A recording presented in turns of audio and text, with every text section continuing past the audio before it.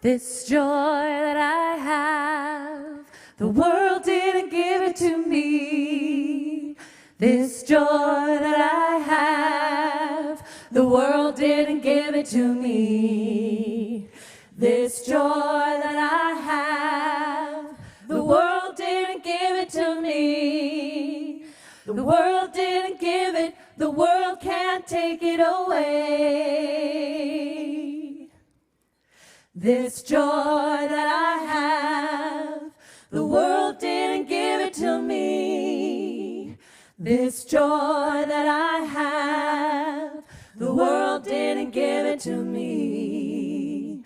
This joy that I have, the world didn't give it to me. The world didn't give it, the world can't take it away.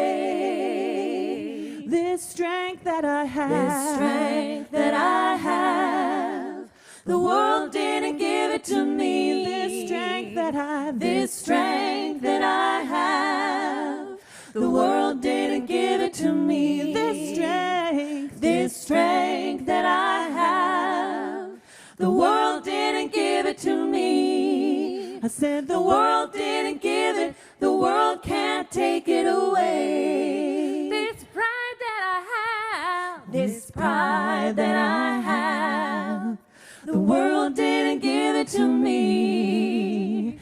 This pride that I have, the world didn't give it to me. Oh, no, no. This pride that I have, the world didn't give it to me. The world didn't give it, the world can't take it away. Oh, this voice that I have, the world didn't give it to me. Don't you know this voice that I have, the world didn't give it to me. Didn't give it. This voice that I have, the world didn't give it to me. Don't you know the world didn't give it, and the world can't take it away. This love that I have, the world didn't give it to me. This love that I have, the world didn't give it to me. Sing it. This love that I have, the world didn't give it to me. Don't you know the world didn't give it, the world can't take it away. This joy, sing with us. This joy that I have, the world didn't give it to me. This joy that I have, the world didn't give it to me. That's right. This joy that I have, the world didn't give it to me. The world didn't give it, the world can't take it away. The world didn't give it. I said the world didn't give it, the world can't take it away. One more time. I said the world didn't give it, the world can't take it away.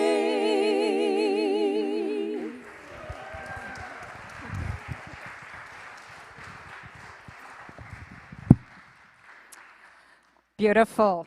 Thank you to Dia Reunited for welcoming us into the presence of the sacred, which is to say, into the presence of God, into the presence of each other, into the presence of the earth, into the presence of our enemies, into the presence, perhaps most difficult of all, of our own selves. Your life is holy. Your being is sacred. Whoever you are, wherever you, whether you're near, whether you're far, whether you're watching on live stream or here in person, however you show up, you are welcome here this morning. We gather at Canadian Memorial this morning on the traditional, unceded, ancestral lands of the Squamish, Tsleil-Waututh, and Musqueam nations, and we work and pray for the day when our communities will be in right relationship with each other. You may have already guessed that Beth, our lead minister, and Lauren, our associate minister, are both away today. Beth on a study leave, and Lauren is doing up, I believe, a pulpit supply at another church community. So here I am, Tama, the Minister of Children, Youth, and Families, and happy together with Jay, the music team, to welcome you all to the service of worship this morning.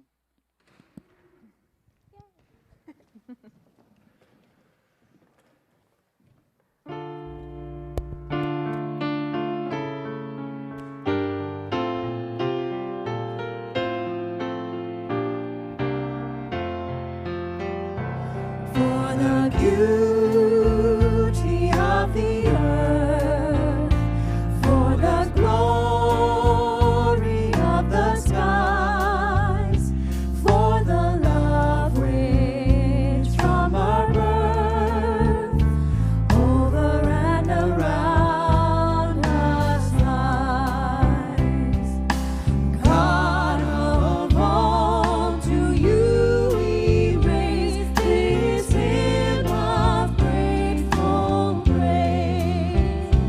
For the beauty of each hour, of the day and of the night, hill and vale and tree and flower, sun and moon and stars align. God of all, to you we raise this hymn of grateful praise. For each perfect gift sublime to our race so freely given, grace is human and divine, flowers of earth and buds of heaven. God of all, to you we raise this hymn of grateful praise. God of all, to you we raise this hymn of grateful praise.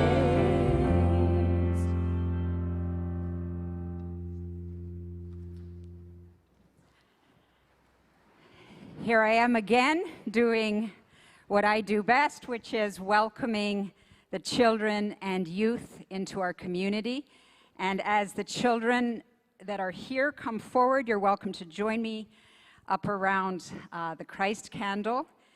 And as they're coming forward, I want to alert the adults, the grown-ups of our children and youth, of an opportunity that's coming up through the season of Lent. On the Wednesday evenings throughout Lent, I am going to be facilitating a conversation that will explore the journey of Jesus towards the cross, so kind of an opportunity to look into to that story that is so much at the heart of our faith, and to nurture the imaginations of our parents, grandparents, adult caregivers in that regard, but also to explore the inner life, the inner world of our children. So it's going to be kind of partly content input and partly, in large part, conversation, sharing best practices, sharing resources.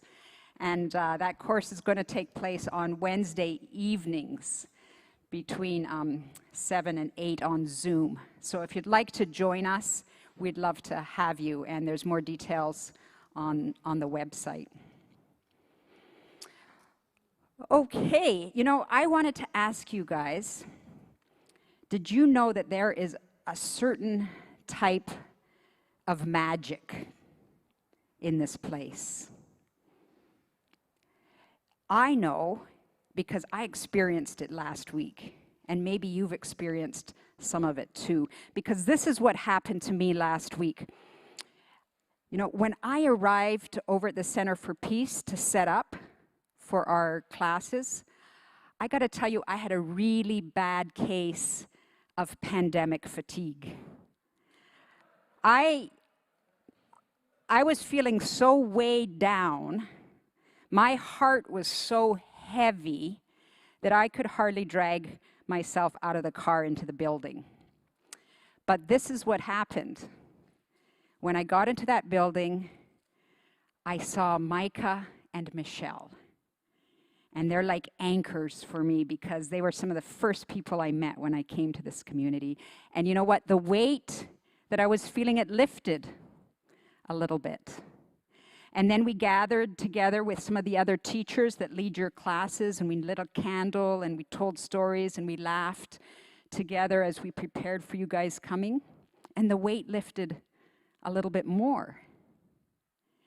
And then I came over to the sanctuary here, and the first thing I saw was the Wyatt family sitting in one of the front pews, and behind them, there was Simon and Reed with their grandparents, and I saw Mary Lou, and I saw Heather, I saw Hugh, I said hello to so many people, and the weight just kept being lifted off of me.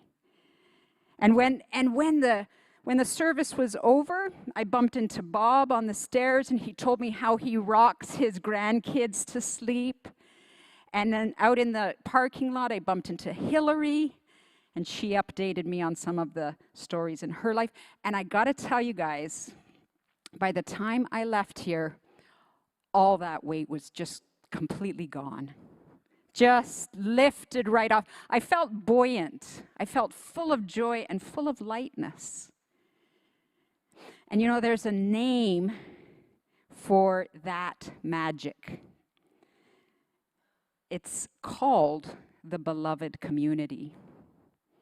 And it's amazing that we get to step into that together every Sunday that we gather. And it's amazing that you guys make that magic happen and are part of it. And it's the Christ candle that gathers us. And so it's an important thing when we come up and light this candle. Reminds us of that magic.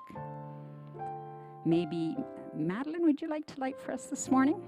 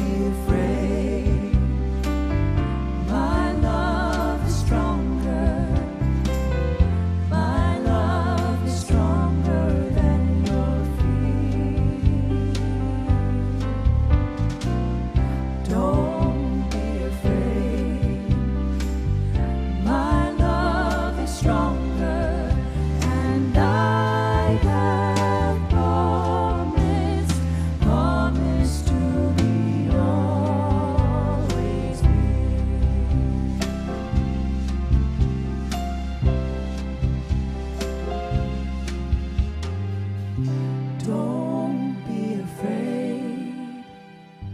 My love is stronger. My love is stronger than your fear. Don't be afraid. My love is stronger. And I have promised to be always near. And I have promised to be always near.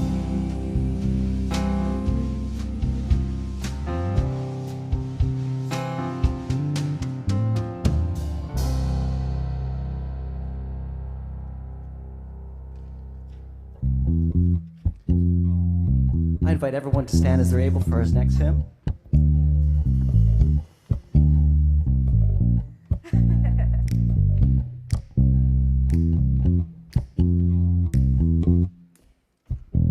River, rush it down to the ocean blue. River, from a mountain high.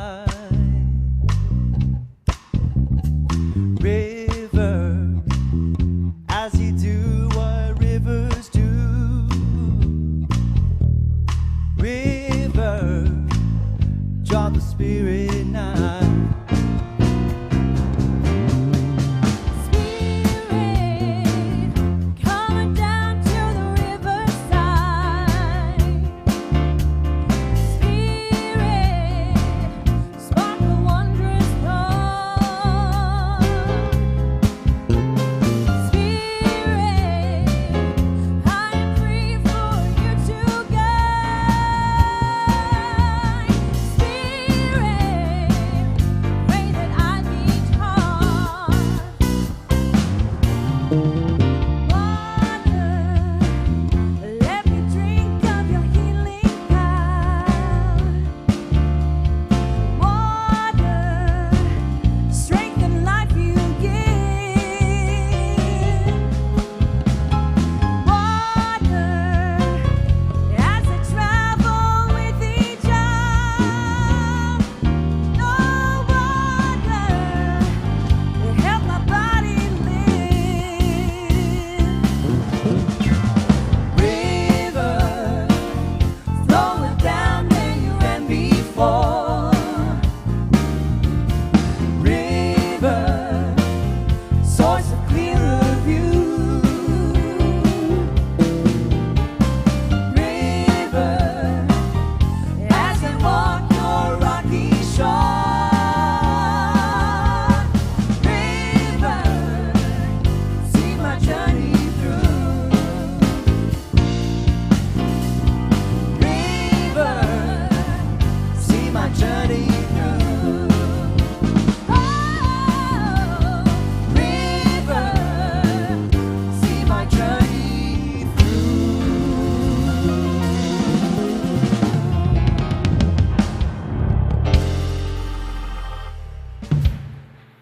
Woo! All right, so good morning, everyone. I'm Karen Vanderheyden. I am the board chair here at Canadian Memorial, and it's my pleasure this morning to do the announcements. The community is very vibrant. There's always lots going on here. So I'm going to introduce you to Catherine Ross. She's going to talk to you a little bit about the new group that's forming. Catherine? Thanks, Karen. I first of all just want to really thank Tama for that wonderful invitation. This is my first time back here in person. I'm a little overwhelmed, actually. And the music, anyway, it's all giving me great courage to tell you what I'm going to tell you about, and makes me feel that this is the right place to talk about it.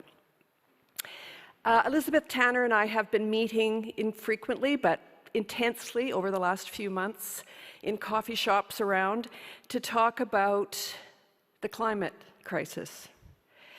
And we've been using each other, helping each other to talk more deeply, more courageously and think about where we're at with this. And what we decided is that we wanted to come back to you, our faith community, and initiate a conversation here. So we're inviting you next Sunday after church in the fireside room to gather with us, as many as want to come. This is not intended to be the beginning of a new committee. It's intended to be an initial, first, honest, deep conversation about where we're at with the climate crisis and the work and the feelings and thoughts we have about that as COVID begins to release us. So I invite you all to come.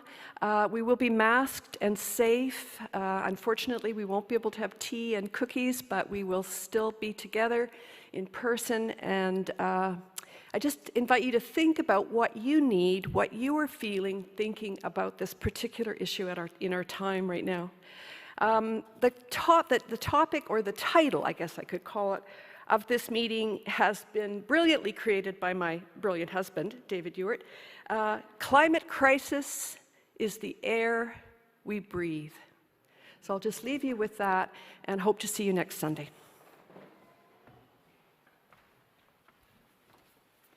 Thank you, Catherine. Okay, so the next announcement is Susan Dumoulin is going to present something. We would like Kathy, would you mind coming forward, please? And I'll let Susan explain what we're about to do. So if you wouldn't mind just come and sort of center stage. Okay, Susan.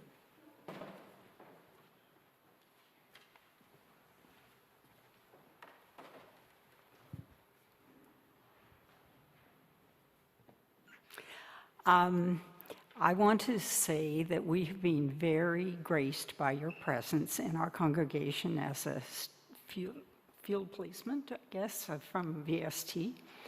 And while Kathy's been here, she's led a compassionate listening program for a number of us who attended and online. And Kathy, we want to thank you. On behalf of that particular group of people, I want to thank you so much for your open-hearted, patient time and leadership, and all the different faith traditions you introduced us to, and the different techniques of listening compassionately. And we wish you all the best in the future as you continue your studies at VST to move towards being ordained as an interfaith minister.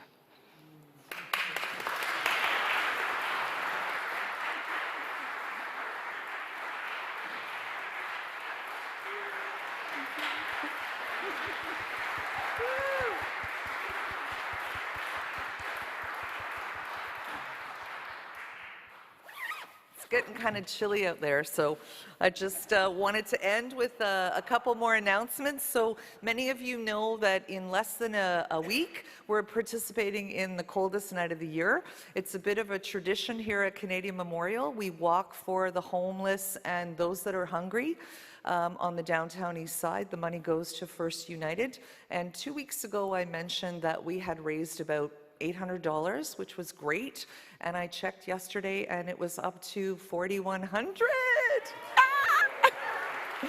And yeah, and our goal is 5,000, so we have 6 more days just to put the plug in for about $900 more. So if you are interested, if you haven't had a chance, and this is a cause that's near and dear to your hearts, you can go onto our website. There's a link. If you look under news, you drop down, there's coldest night of the year, you click on there, and right away it'll lead you to a web link, a URL that'll take you right to our page on the site.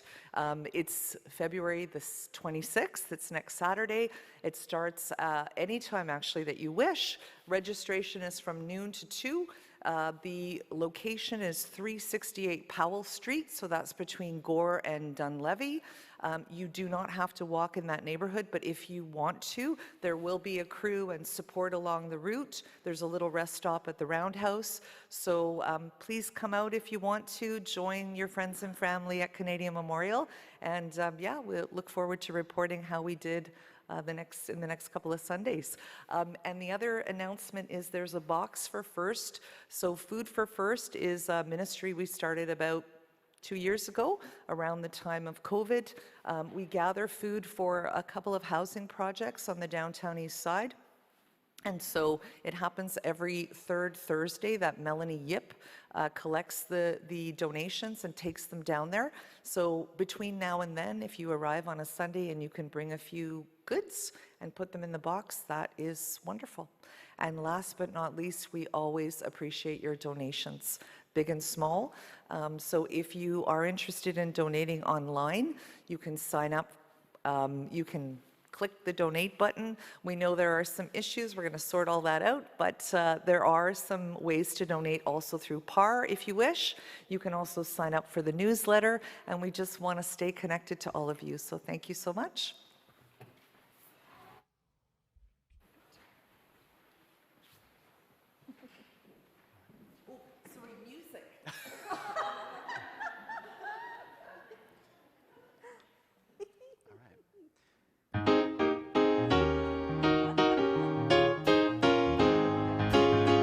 What can I do?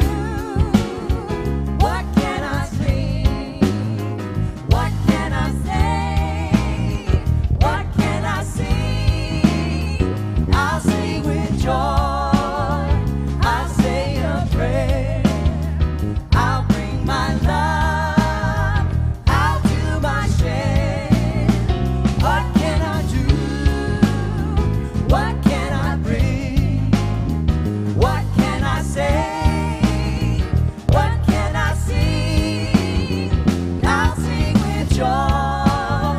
I'll say a prayer. I'll bring my love.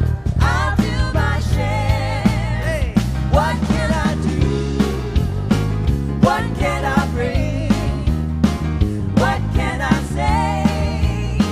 What can I sing? I'll sing with joy. I'll say a prayer. I'll do my love. I'll do my share. What can I do? What can I bring? What can I bring? What can I say? What can I sing? I'll sing with joy. I'll say a prayer. I'll bring my love. I'll do my share.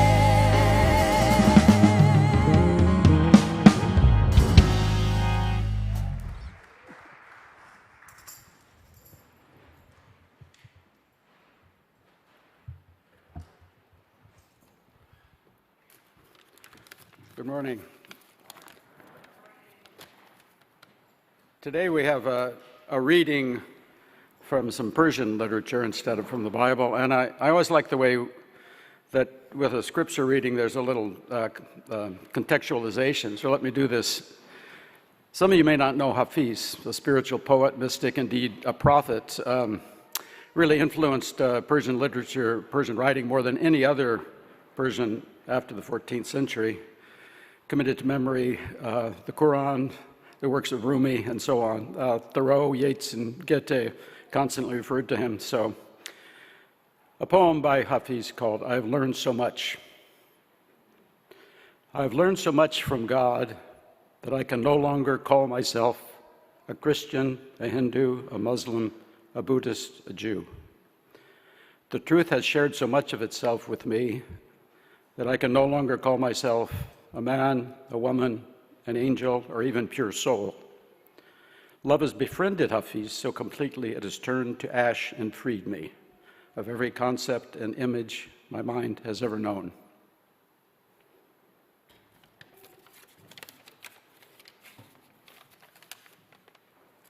Great, thank you so much, Bob.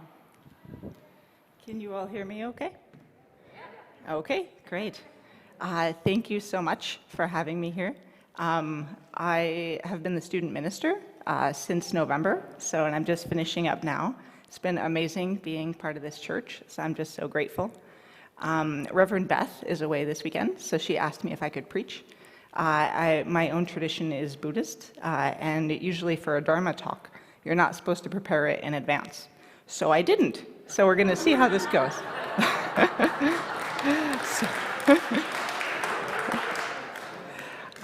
Yes, so Beth said I should speak about my interfaith path. So I have a very confusing kind of history of my own religious tradition. I've sort of had a Pokemon collect them all thing going on with religion. So I started out as a Roman Catholic in rural Pennsylvania. And in my family, we were Catholic, but we were kind of like the Daniel Berrigan Catholics, like the more social justice-y kind of Catholics. And my priest, Father Nash, is amazing. He still runs 3 churches back in the Scranton, Pennsylvania area, and he very much supports the interfaith work I do now. So growing up, my family was just okay with me studying other faith traditions, going to other churches, just really learning what I could. They kind of had this like, God is God, so wherever you find God kind of thing. At VST, one of the professors, Jason Biasi, he says God just leaves wisdom all over, so wherever you find it, feel free to pick it up and take it with you. And that's kind of the how I was used to doing things. So yes, so I grew up Catholic, and then when I was about 15, I read On the Road by Jack Kerouac, which some folks maybe read, and in it, Kerouac talks about being both Catholic and Buddhist. And at the time, I thought that was so amazing. I didn't know you could do that they'd let you do that. So I asked my priest about it, and he's so lovely. He said, oh yes, this is a whole thing, actually. And he lent me some books by Thomas Merton.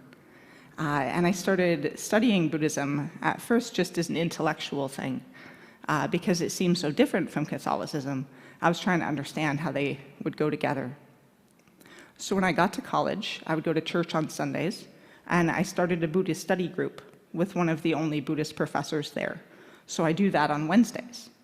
And then in my second semester, I started dating a Jewish guy who I met at a peace rally in DC. So this was in 2003. So we were, on the weekends, we would go to anti-war protests in DC. I was going to college in Maryland, so it was nearby. And so then I started going to synagogue with him. And so I just did this. This seemed like a normal thing to do. So on Sunday, I'd go to church. On Wednesday, I had my Buddhist study group. And on Friday night or Saturday, I'd go to synagogue with Adam. And I kept this up for years. And I thought it was wonderful. You could just learn from all the different traditions. But some of the other Catholics in the Annapolis, Maryland area where I was, especially at this time, so it's not surprising, in the Naval Academy area, that they would be pretty pro-war, or at least more hawkish than my own tendencies. And so I started getting disgruntled with the sermons on Sundays, because so many of them were about, we have to support our troops in this war in Iraq and in Afghanistan, and really kind of promoting this idea of a religious war between Christians and Muslims. And that didn't make sense to me, because my whole family were pacifists.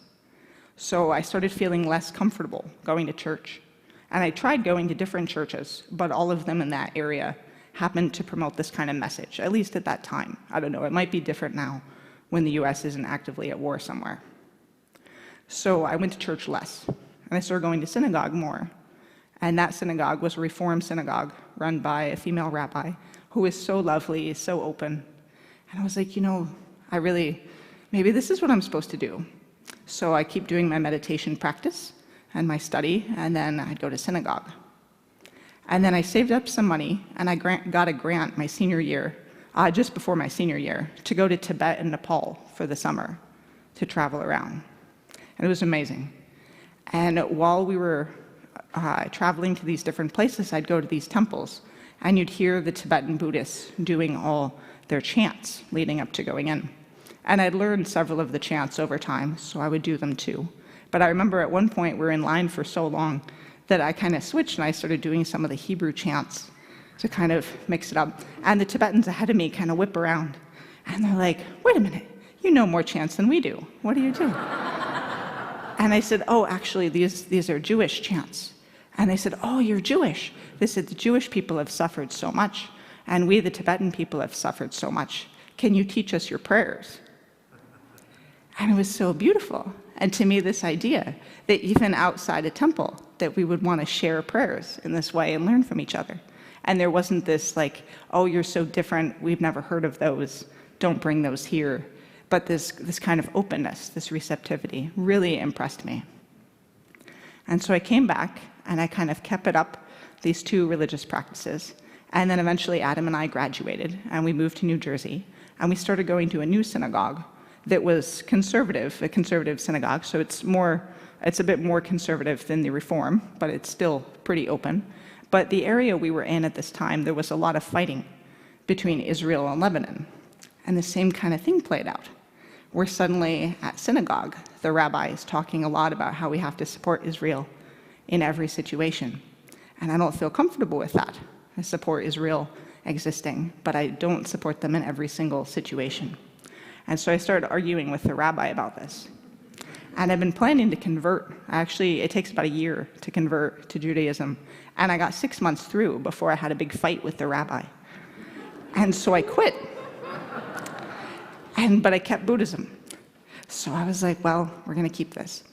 And eventually it didn't work out with Adam. So I started trying to figure out which place would fit for me the best.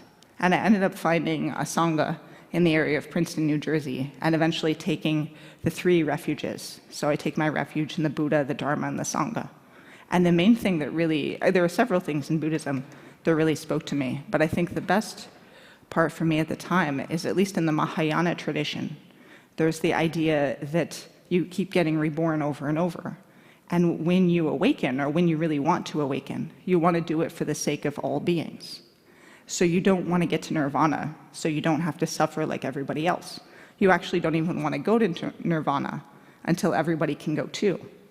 So you take the bodhisattva vow, which basically says, I vow that all the good I do in my life will be for the sake of all beings, so that we can keep getting reborn over and over together, and then all of us can reach nirvana at the same time. And that idea that nobody gets left behind really spoke to me. So I took the 3 refuges, it was about 24, and I took the bodhisattva vow.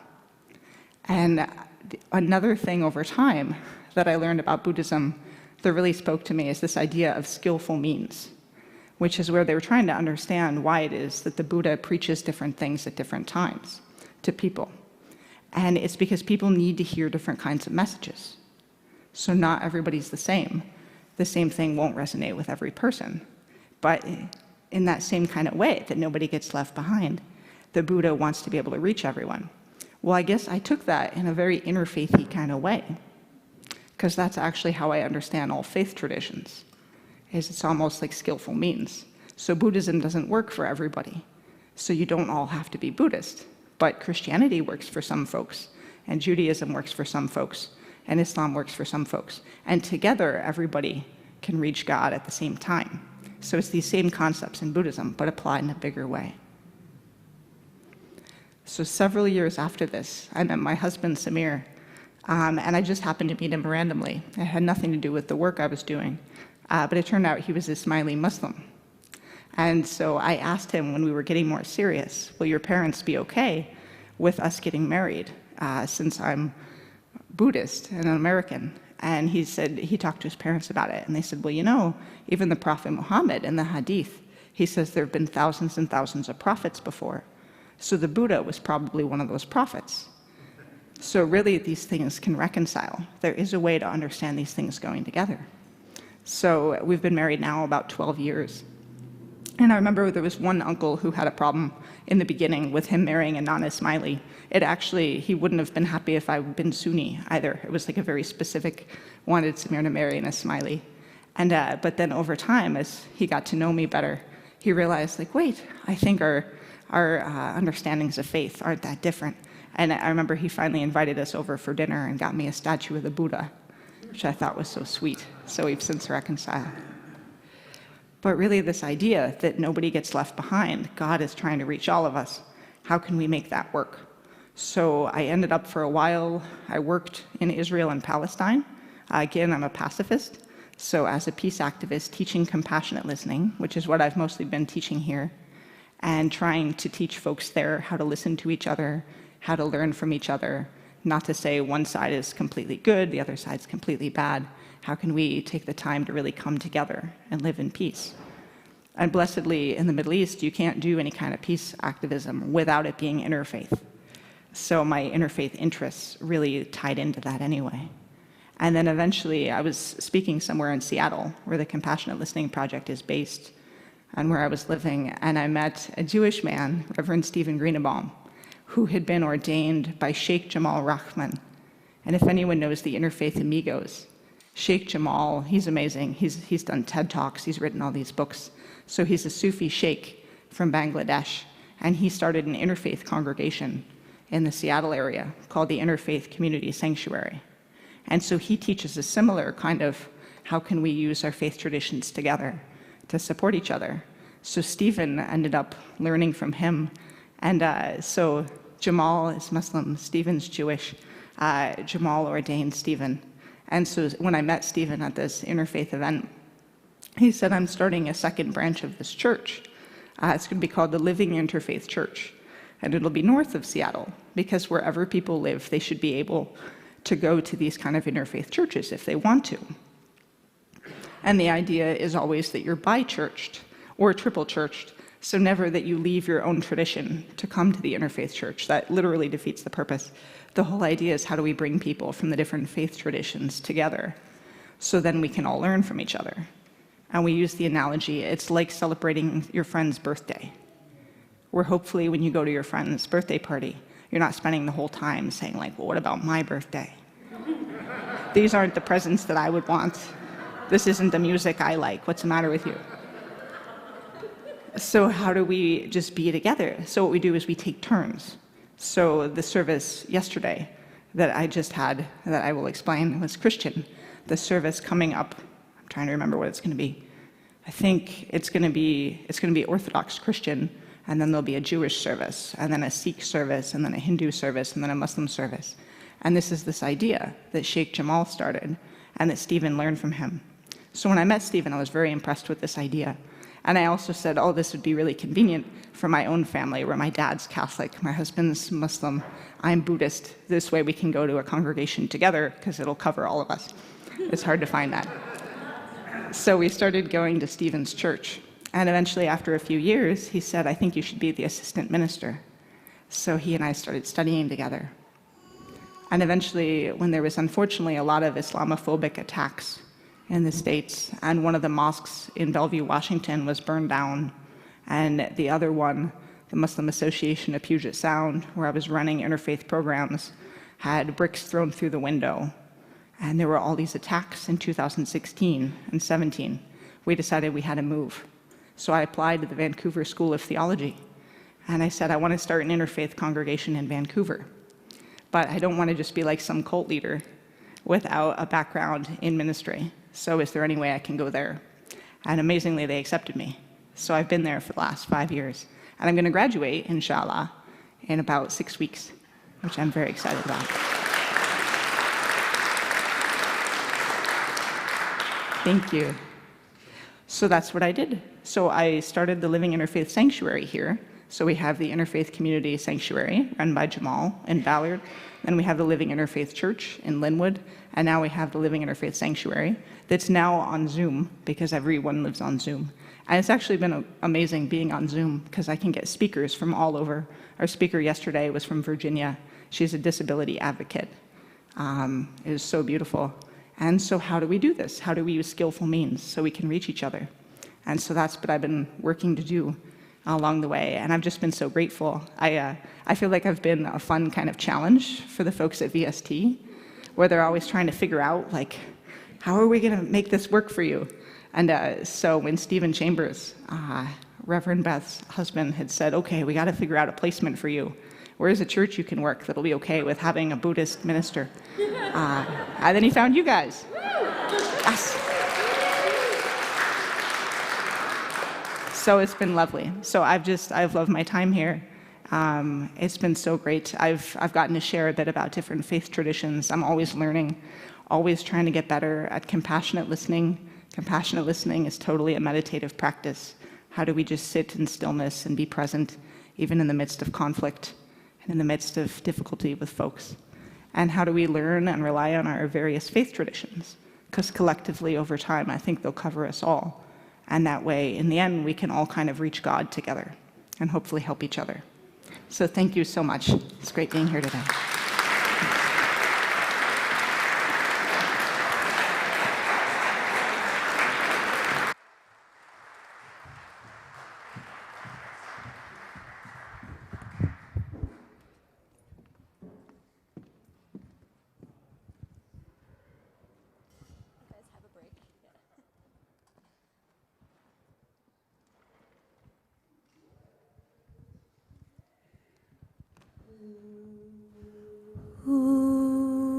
It's been a long, dark night, and I've been waiting for the morning.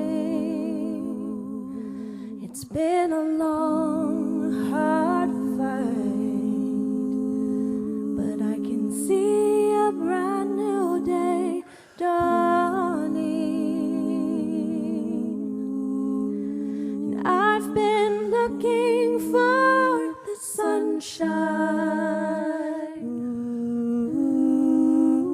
'cause I ain't seen it in so long. And everything's gonna work out just fine. Everything's gonna be alright.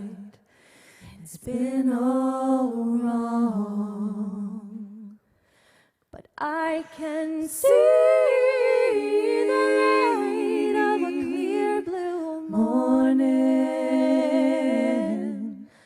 I can see the light of a brand new day. I can see the light of a clear blue morning. Everything's gonna be alright. It's gonna be okay. It's been a long, long time since I've known the taste of freedom and those clinging vines that had me bound. Well, I don't need 'em. Ooh, I've been like a captured eagle. Ooh, you know an eagle's born to fly. Ooh, now that I've won my freedom,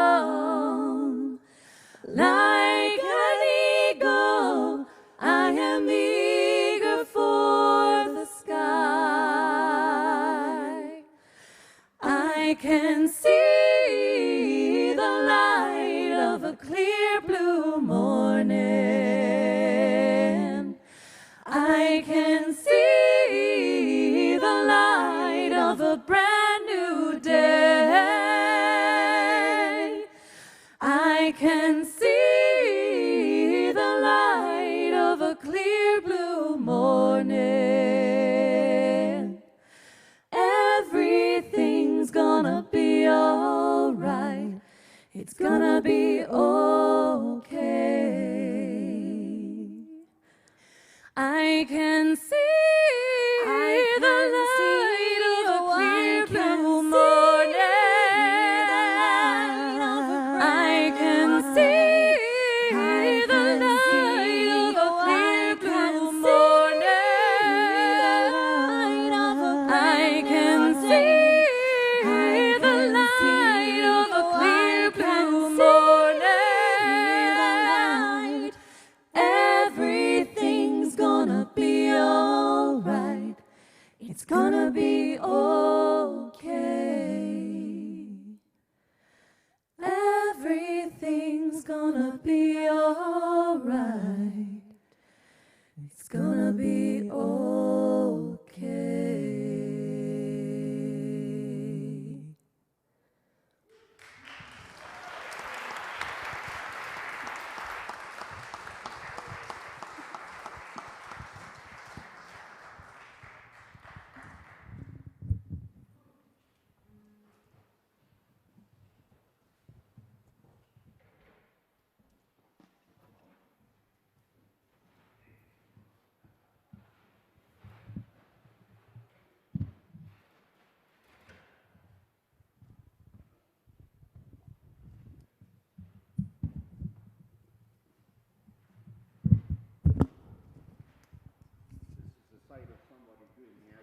Right here.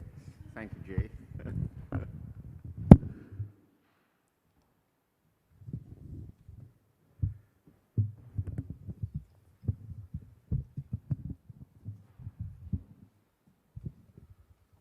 I know in the program that it says this is the time for the prayers of the community, and after checking with Beth and Jay, I said, do you think this might be a time to do something a bit unorthodox? And I think many people know me as being someone a little bit more eloquent in song than in speech, and also songs are kind of by definition short. So not so the former. So I'm going to do 2 short songs. Please take in both of them, but on the second one, I invite you all to stand, feel the ground and the support of the earth underneath you, and move how you see fit. So I would like to dedicate the first song to, well, both songs, to the Brunette River Six, who are currently in prison right now for resisting a project that threatens the existence of us all creation. And the mightiest of all the activists happens to be a few ounces, a hummingbird that had the audacity to build a nest in the middle of all these tons of machines and chainsaws, and by her very action of insisting on taking her place in the forest and making a nest, she was able to stop construction for 2 months. So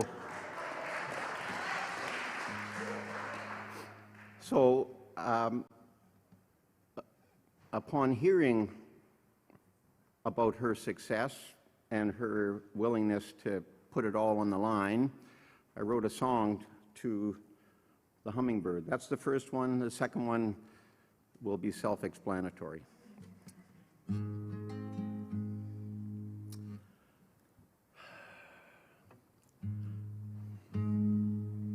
Hummingbird on the run, can you forgive what we have done? Hummingbird flying free,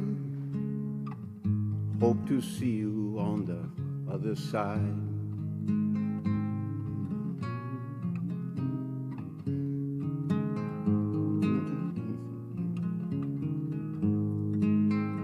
There used to be a tree for you, a quiet refuge in this sacred land. Then came man with guns and steel, pushing us all further down a dead-end street. So we alley up, we circle round, with all our relations, the whole world round. We alley up, we take a stand, with all the keepers of this land. Oh, hummingbird, you and me,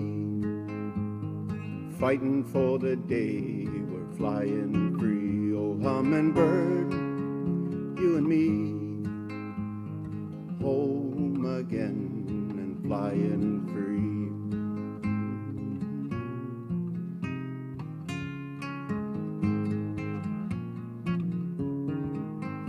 So we alley up and we circle round, with all our relations, the whole world round. We alley up, we take a stand, with all the keepers of this land. Oh, hummingbird, you and me, fighting for the day we're flying free. Oh, hummingbird, you and me, home again and flying free.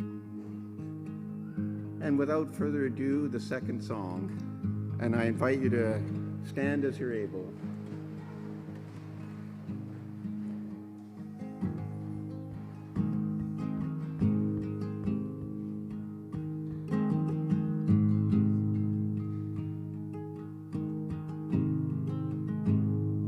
Let your body roll like the river. Let your body sway like the sea. Let your body open like the ocean.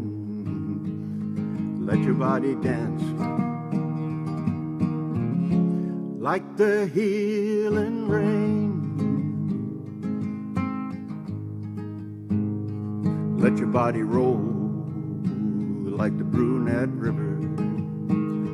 Let your body sway like the sailor's sea. Let your body open like the clear blue ocean. Let your body dance like the healing rain.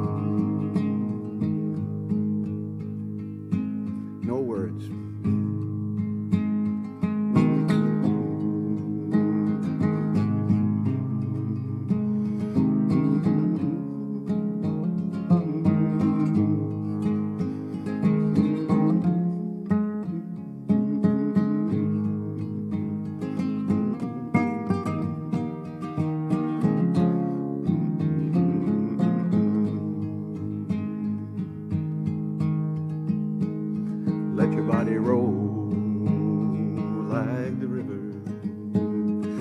Body sway like the sailor's sea.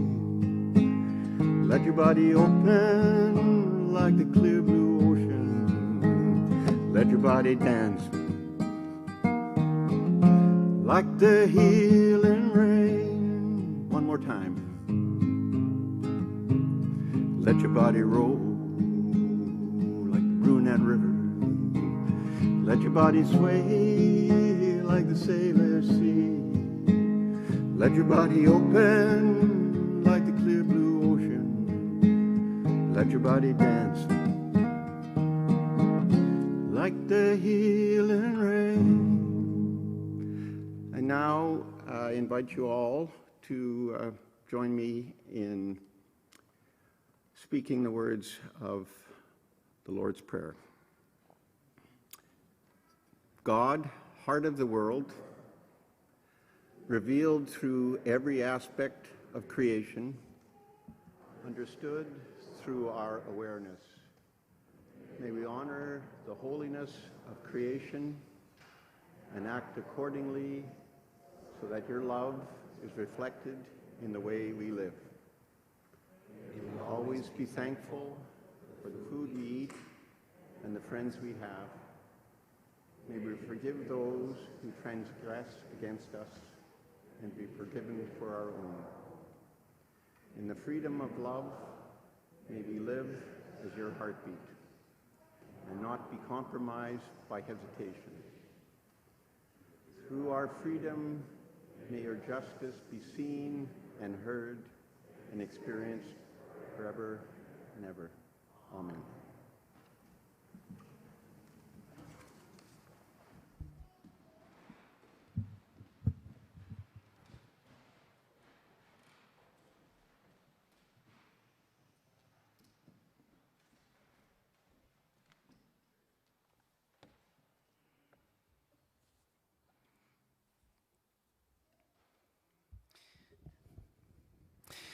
We invite you to stand as you're able for our last hymn.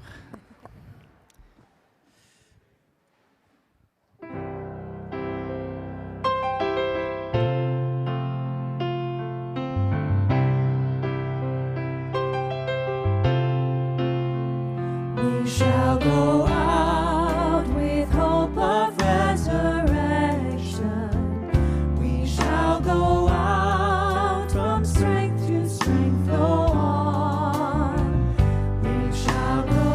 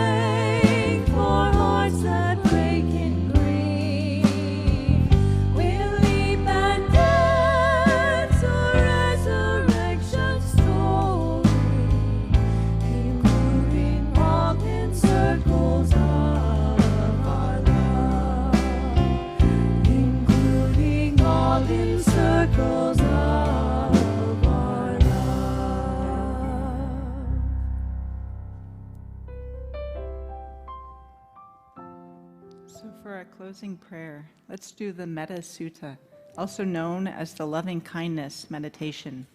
It starts with yourself, then goes to those you love, then those you barely know, then your enemies, and then out to all beings. So let's close our eyes. Let's start with ourselves. Let us be happy. Let us be peaceful, at ease.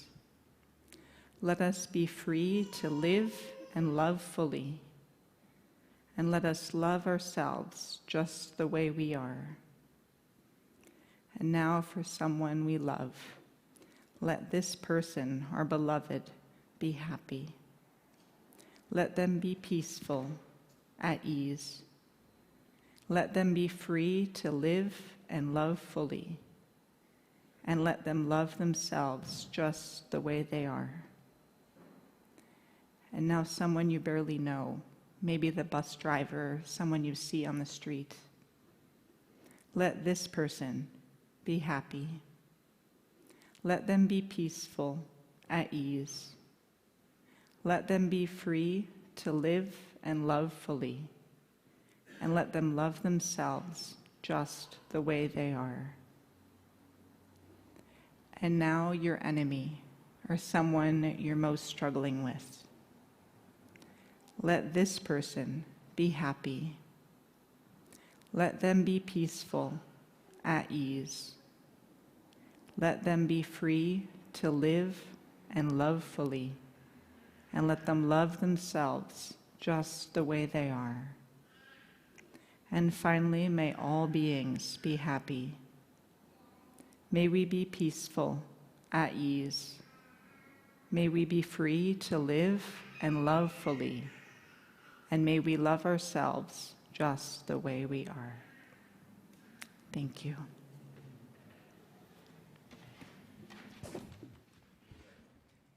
At this time, we're going to invite a special guest, the legend, Mr. Neil Weisensell, to come up and the man, the myth, the legend. All right.